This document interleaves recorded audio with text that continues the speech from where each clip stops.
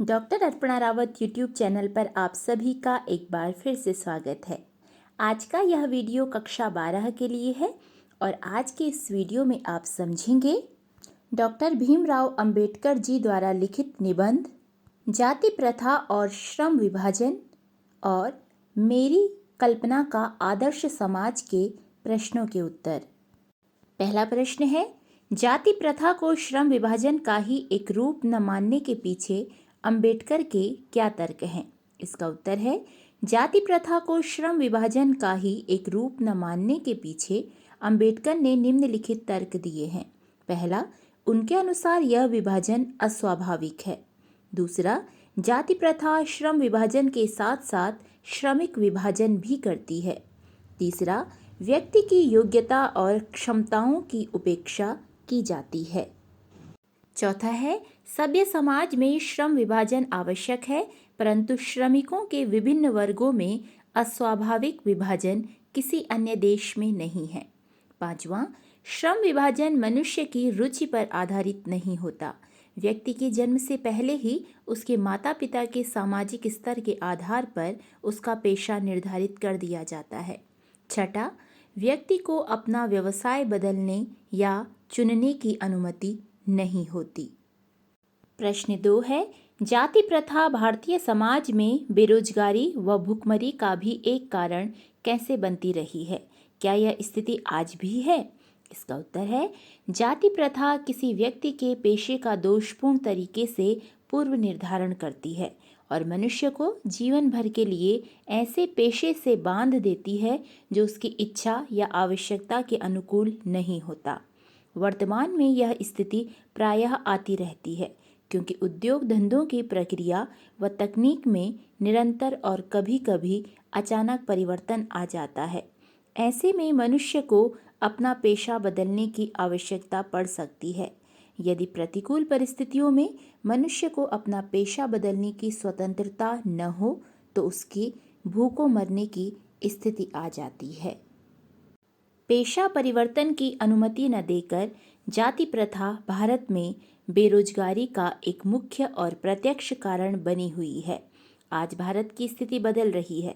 कानून, सामाजिक सुधार व विश्व स्तर पर होने वाले परिवर्तनों के कारण श्रम विभाजन में जाति प्रथा के बंधन लगभग समाप्त हो गए हैं।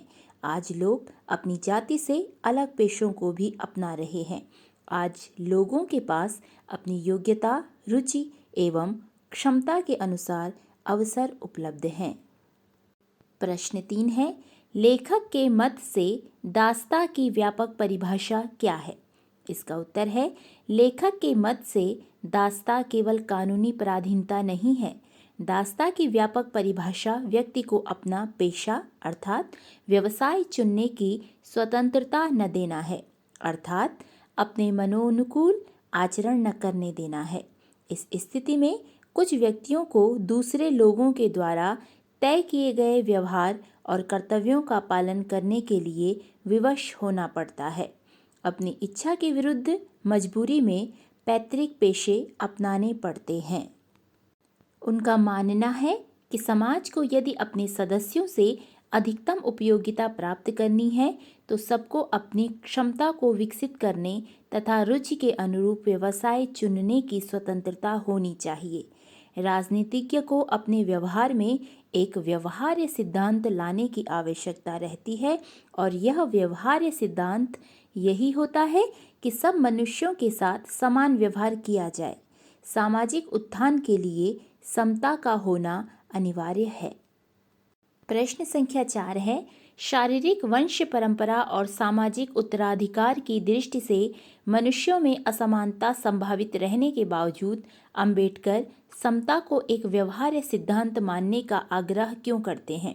इसके पीछे उनके क्या तर्क हैं? इसका उत्तर है, शारीरिक वंश परंपरा और सामाजिक उत्तराधिकार की दृष्टि से मनुष्यों में असमानता संभावित रहने के बावजूद अंबेडकर समता को एक व्यवहार्य सिद्धांत मानने के पीछे यह तर्क देते हैं कि प्रत्येक व्यक्ति को अपनी क्षमता का विकास करने के लिए समान अवसर मिलने चाहिए। वे शारीरिक वंश परंपरा व सामाजिक उत्तराधिकार के आधार पर असमान व्यवहार को अनुचित मानते हैं। प्रश्न संख्या 5 है, सही में अंबेडकर ने भावनात्मक समत्व की मानवीय दृष्टि के तहत जातिवाद का उन्मूलन चाहा है, जिसकी प्रतिष्ठा के लिए भौतिक स्थितियों और जीवन सुविधाओं का तर्क दिया है। क्या इससे आप सहमत हैं? इसका उत्तर है, हम लेखक की बात से सहमत हैं कि उन्होंने भावनात्मक समत्व की मानवीय दृष्टि के तहत जातिवाद का उन्मूलन चाहा है। किसी भी समाज में भावनात्मक समत्व तभी आ सकता है जब सभी को समान भौतिक सुविधाएं उपलब्ध होंगी। समाज में जाति प्रथा के उन्मूलन के लिए समता होना आवश्यक है। मनुष्य के प्रयासों का मूल्यांकन भी तभी हो सकता है जब सभी को समान अवसर मिले। उदाहरण के लिए, शहर के प्राइवेट स्कूल व सरकारी स्कूल के विद्यार्थियों के बीच स्पर्धा में प्राइवेट स्कूल का विद्यार्थी जीतेगा, क्योंकि उसे अच्छी सुविधाएं मिली हैं। अतः जातिवाद का उन्मूलन करने के बाद हर व्यक्ति को समान भौतिक सुविधाएं मिलने पर ही उनका विकास हो सकता है, अन्यथा नहीं। इसके लिए स्वस्थ मानसिकता और खुले विचारों का होना परम आवश्यक है। प्रश्न 6 है, आदर्श समाज के 3 तत्वों में से एक भ्रातृता को रखकर लेखक ने अपने आदर्श समाज में स्त्रियों को भी सम्मिलित किया है अथवा नहीं। आप इस भ्रातृता शब्द से कहाँ तक सहमत हैं? यदि नहीं, तो आप क्या शब्द उचित समझेंगे या समझेंगी? इसका उत्तर है, लेखक ने अपने आदर्श समाज में भ्रातृता के अंतर्गत स्त्रियों को भी सम्मिलित किया है। भ्रातृता से अभिप्राय भाईचारे की भावना अथवा विश्व बंधुत्व की भावना से है। स्त्री पुरुष दोनों ही समाज के आवश्यक तत्व हैं।